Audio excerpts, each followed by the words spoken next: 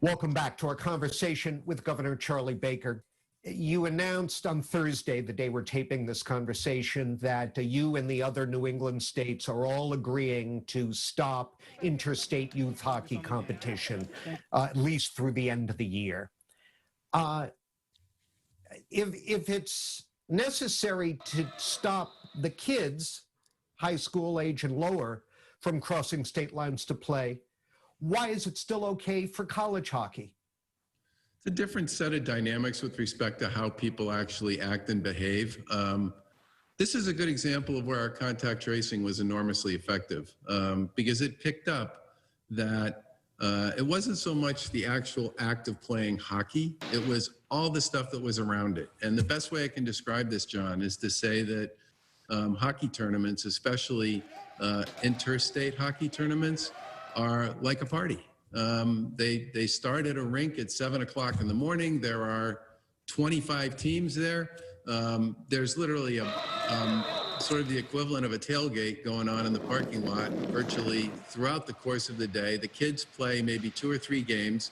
When they're not playing, they're goofing around with each other in the way that kids do. And that, in many respects, was the biggest issue associated with, the youth hockey piece and the spread that took place all over the New England region. College hockey doesn't work like that. I mean, college hockey actually has the capacity to deliver on protocols that have to do with what happens off the ice, which is really where we felt the biggest and most significant issues about risk were taking place. You earlier mentioned COVID fatigue and people getting sloppy with their safety precautions. It certainly looks like mask wearing is very widespread around here. I've never been more glad to live in Massachusetts, I got to tell you. But there are holdouts. Do you really think you can get them to comply without really getting serious about fines and other punishments?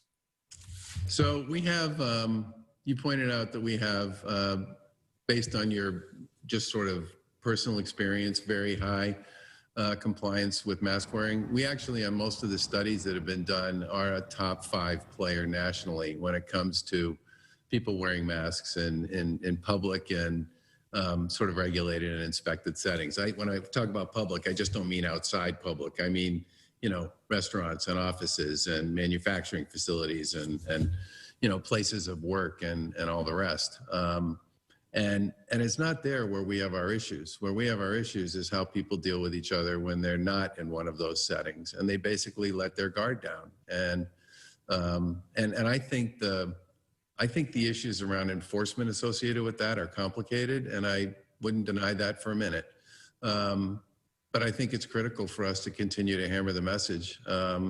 And to continue to work with our colleagues in local government on strategies on how to deal with that. One of the things we did for a number of communities who were looking for help on this was we gave them a series of sort of warnings that their local boards of health could issue with escalating issues associated with an unwillingness to play in informal spaces. Somebody has a big cookout, nobody's wearing a mask, they're breaking the gathering rules and all the rest.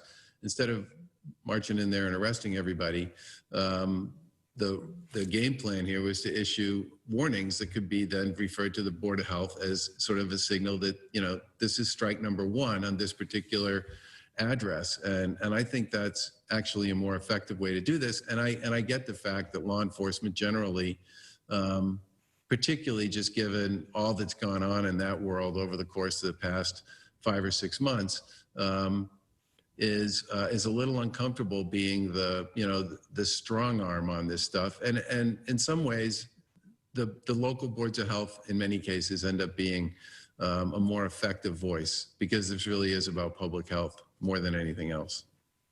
You've got a full platter. Governor, thanks for taking the time out to talk with us. We appreciate it. It's good to see you, John, even if it's virtually. And thank you for joining us. Now it's back over to my colleagues for more WBZ News.